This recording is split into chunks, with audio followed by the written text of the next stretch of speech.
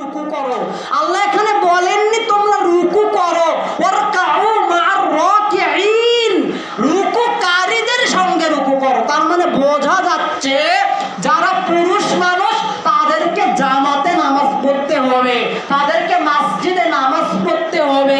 শুধু মসজিদ চাকচিক্য করলে হবে না, মসজিদ নিয়ে মানুষ গর্ব করে যে আমাদের মসজিদে আমরা টাইলস লাগাইছি, ফ্যান লাগাইছি। আরেকজন বলে তোমরা টাইলস লাগাইছো, ফ্যান লাগাইছো, আমরা এসি লাগাবো। শুধু এসি আর ফ্যান লাগালে হবে না, টাইলস লাগালে হবে না, মসজিদে আবাদ করতে হবে। আবাদ মানে মসজিদে জামাত করতে হবে, জামাতে সালাত আদায় করতে হবে।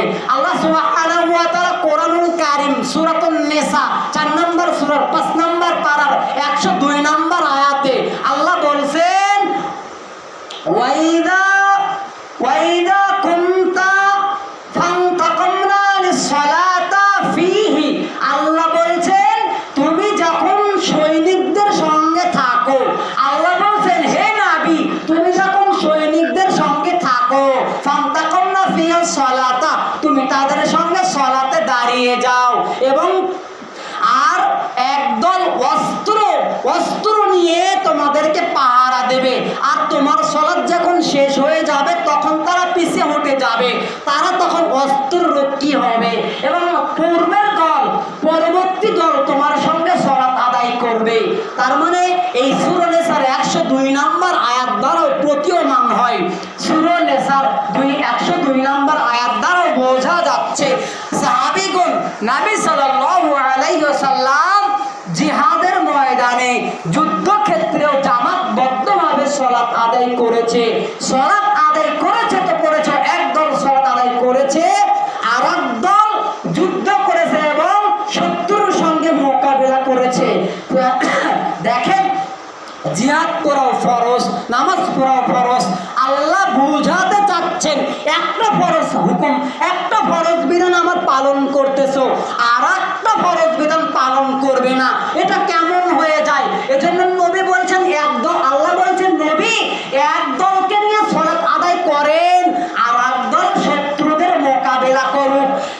এদের যখন সালাত আদায় করা হয়ে যাবে, সিজদা করা হয়ে যাবে, তখন এরা আবার শত্রুদের মোকাবেলা করবে আর পরবর্তী যারা আছে তারা আবার সালাত আদায় করবে। দেখেন জিহাদ করতে গিয়ে, যুদ্ধক্ষেত্রে গিয়ে আল্লাহর নবী জামাতে নামাজ পড়া বাদ দেয়নি, আল্লাহর নবীর সাহাবীরা জামাতে নামাজ পড়া বাদ দেয়নি। আজকে আপনি মুসলমানের ঘরের সন্তান, আজকে আপনি মুসলিম হয়ে আপনি একাকিত্বভাবে বাড়িতে সালাত আদায় করেন, মসজিদে মুয়াজ্জিন আযান দেয়, মসজিদে ইমাম সাহেব নামাজ পড়ায়, মসজিদে ইমাম সাহেব মুয়াজ্জিন সাহেব লোক পায় না, আর আপনি লেডিস মুসল্লি লাগান বাড়িতে সালাত আদায় করেন। অথচ আল্লাহর নবী জিহাদে গিয়েছেন, সর্বোচ্চ কাজ হলো জিহাদ করা, আল্লাহর দ্বীনকে বিজয়ী করা। আল্লাহর দ্বীনকে বিজয়ী করার মতন কাজ আর কি হতে পারে পৃথিবীতে? সেখানে গিয়েও আল্লাহ বলছেন নবী সালাত আদায় করেন, জামাতবদ্ধভাবে সালাত আদায় করার তাগিদ আল্লাহ নবীকে দিচ্ছেন, যা সূরা নিসার 102 নম্বর আয়াতে পাবেন। এরপরে আল্লাহ সুবহানাহু ওয়া তাআলা কোরআনুল কারীমের মধ্যে বলছেন, আল্লাহ সুবহানাহু ওয়া তাআলা কোরআনুল কারীম সূরাতুত তাওবার 9 নম্বর সূরার আপনার 10 নম্বর পারার 18 নম্বর আয়াতে আল্লাহ বলছেন ইন্নামা ইয়া'মুরুহুম মাসাজিদাল্লাহ মান আমানা বিল্লাহি ওয়াল ইয়াউমিল আখির ওয়া আকিমুস সালাতা ওয়া আতুজ যাকাতা। আল্লাহ বলছেন মসজিদ পরিচালনা করবে ওই সমস্ত ব্যক্তিরা, মসজিদে আবাদ করবে ওই সমস্ত ব্যক্তিরা, মসজিদের দায়িত্ব গ্রহণ করবে ওই সমস্ত ব্যক্তিরা মান আমানা বিল্লাহি, যাদের আল্লাহর প্রতি ঈমান আছে, যাদের আল্লাহর উপর ভরসা আছে, যারা লা ইলাহা ইল্লাল্লাহ স্বীকার করেছে, যারা আল্লাহকে একত্র মাবুদ মানে, যারা আল্লাহকে একত্রবাদ বলে স্বীকার করে। মান আমানা বিল্লাহি, আল্লাহ বলেছেন মসজিদের কমিটি হবে ওই সমস্ত ব্যক্তিরা, মসজিদের দায়িত্ব গ্রহণ করবে ওই সমস্ত ব্যক্তিরা যারা মসজিদ আবাদ করতে পারবে এবং শর্ত হলো এক, যাদের আল্লাহর প্রতি ঈমান আছে এবং ওয়াল ইয়াউমিল আখির, যারা পরকাল দিবসকে স্বীকার করে, যারা পরকাল দিবসকে বিশ্বাস করে, ওয়া আকিমুস সালাত, আল্লাহ বলেছেন যারা সালাত আদায় করে, ওয়া আতাউস যাকাত, যারা যাকাত দেয়। তার মানে মসজিদের মোতাওয়াল্লি, মসজিদের সভাপতি, ক্যাশিয়ার, কমিটি, যারা মসজিদে দায়িত্ব পালন করবে, এদেরকে আগে মসজিদে আবাদ করতে হবে, এদেরকে আগে মসজিদে জামাতে সালাত আদায় করতে হবে। আমাদের সমাজে, আমাদের বাংলাদেশের একটা সমস্যা, প্রধান সমস্যা কি? ইসলামিক জালসায় যার টাকা বেশি, ধর্মীয় প্রতিষ্ঠানে যার টাকা বেশি, মাদ্রাসার কমিটিতে ওই সমস্ত ব্যক্তিকে রাখা হয়, মসজিদের কমিটিতে ওই সমস্ত ব্যক্তিদেরকে রাখা হয় যাদের টাকা বেশি কিন্তু সালাত আদায় করে না। ওদেরকেই সমাজের নেতৃত্ব স্থানে রাখা হয়, ওদেরকেই সমাজের নেতৃত্ব দেওয়া হয় যারা সালাত আদায় করে না কিন্তু টাকা আছে, টাকা দিতে পারবে। অথচ পুরোপুরি আল্লাহর কোরআনের বিরোধী সূরা তাওবার 18 নম্বর আয়াত। আল্লাহ বলছেন যারা মসজিদে আবাদ করবে তারাই মসজিদের তারা এই সমস্ত কাজের সঙ্গে জড়িত থাকতে পারবে। এখানেও বোঝা যাচ্ছে জামাতের কথা, আবাদ করার কথা, মানে কি জামাত, মসজিদের জামাতবদ্ধভাবে সালাত আদায় করতে হবে। এবার আসেন, আপনাকে জামাতবদ্ধভাবে সালাত আদায় করতে হবে, জামাতে সালাত আদায় করতে হবে। এই সম্পর্কে কয়েকটা হাদিস বলি। এক, আব্দুল্লাহ ইবনে ওমর রাদিয়াল্লাহু আনহু থেকে বর্ণিত, তিনি বলেন রাসূল সাল্লাল্লাহু আলাইহি ওয়াসাল্লাম বলছেন, আল্লাহর নবী বলছেন যে একাকিত্বভাবে সালাত আদায় করার চেয়ে, একাকিত্বভাবে সালাত আদায় করার চেয়ে, ভালো করে শুনেন, একাকিত্ব, একাকি সালাত আদায় করার চেয়ে জামাতবদ্ধভাবে সালাত আদায় করাতে 27 গুণ বেশি সওয়াব। বুখারী আপনার 645 নম্বর হাদিস, হাদিসের রাবি আব্দুল্লাহ ইবনে ওমর। আব্দুল্লাহ ইবনে ওমর মানে কি? ওমরের বেটা আব্দুল্লাহ থেকে হাদিস বর্ণনা, 645 নম্বর হাদিস। তাই আল্লাহর নবী বলেছেন একাকি নামাজ পড়ার চেয়ে জামাতে নামাজ পড়ার 27 গুণ সওয়াব। আপনি একাকিত্বভাবে নামাজ পড়লে 1 গুণ সওয়াব পাচ্ছেন, জামাতে অংশগ্রহণ করলে, জামাতবদ্ধভাবে সালাত আদায় করলে আপনি 27 গুণ সওয়াব বেশি পাচ্ছেন। আর একটা হাদিস আপনাকে আমি শেষের দিকে বলছি।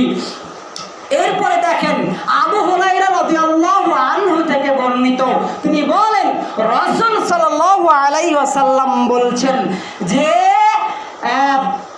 কোন মানুষ যদি একাকিত্ব বাড়িতে সালাত আদায় করে, কিংবা হাটে সালাত আদায় করে, কিংবা বাজারে সালাত আদায় করে, এর চেয়ে অপেক্ষা হাট বাজারে সালাত আদায় করার চেয়েও উত্তম, বাড়িতে সালাত আদায় করার চেয়ে অপেক্ষা, বাড়িতে সালাত আদায় করার চেয়ে উত্তম সালাত হলো জামাতে সালাত আদায় করা, হলো 25 গুণ বেশি সওয়াব। এটা মুসলিম, বুখারীর হাদিস।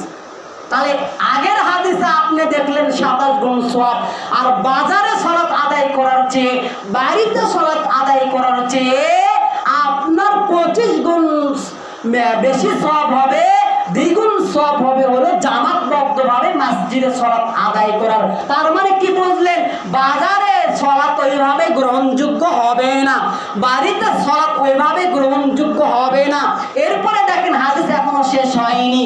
এরপরে রাসূল সাল্লাল্লাহু আলাইহি সাল্লাম বলছেন, কেউ যদি সুন্দর করে উত্তম রূপে ওযু বানায়, সুন্দর করে ওযু বানায়, বানানোর পরে তার যদি উদ্দেশ্যই থাকে, তার যদি নিয়ত থাকে আমি মসজিদে সালাত আদায় করতে যাব, অন্য কোনো যদি উদ্দেশ্য না থাকে, শুধু সুন্দর করে ওযু বানায়, বানানোর পরে যদি নিয়ত থাকে মসজিদে সালাত আদায় করব, অন্য কোনো উদ্দেশ্য নাই, অন্য কোনো কাজে যায় না, কেউ যদি বাড়ি থেকে সুন্দর করে ওই নিয়তে যে মসজিদে সালাত আদায় করব, অন্য কোনো নিয়ত নাই, কেউ যদি ওযু করে সুন্দর করে মসজিদের সালাত আদায়ের নিয়তে বের হয়, রাসূল সাল্লাল্লাহু আলাইহি ওয়াসাল্লাম বলছেন সে যতগুলো পা ফেলবে, যতগুলো কদম ফেলবে,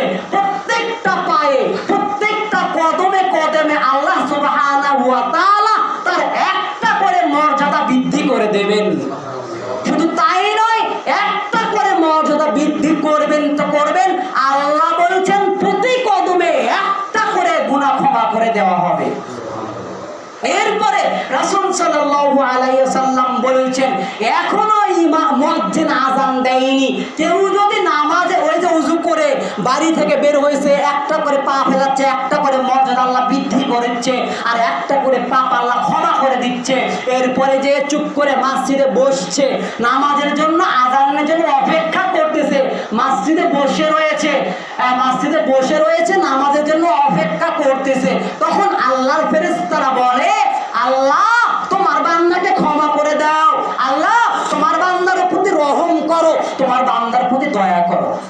ফেরেশতা বলতেছে এই কথা। নবী সাল্লাল্লাহু আলাইহি সাল্লাম বলছেন কেউ যদি নামাজের জন্য অপেক্ষা করে, নামাজের জন্য অপেক্ষমান হয়, চুপ করে বসে থাকে, সে যেন ওই নামাজ পড়ার মতনই সওয়াব পায়। তাহলে বাড়ি থেকে বের হওয়ার পরে সুন্দর রূপে উজু করে সুন্দর করে বের হওয়ার পরে নামাজের জন্য যদি অপেক্ষামান হন, মসজিদে বসেন, আর যতক্ষণ আপনি বসে থাকবেন ওই নামাজ পড়ার মতন আপনি সওয়াব পাবেন। এটা হাদিস দ্বারা বোঝা গেল। এতক্ষণ যে হাদিসটা বললাম লম্বা হাদিস, এটা আপনার মুসলিম, বুখারী এবং তিরমিজির হাদিস। হাদিসগুলো সবগুলোই সহিহ। আচ্ছা, এতক্ষণ তো শুনলেন 25 গুণ সওয়াব আর হলো 27 গুণ সওয়াব।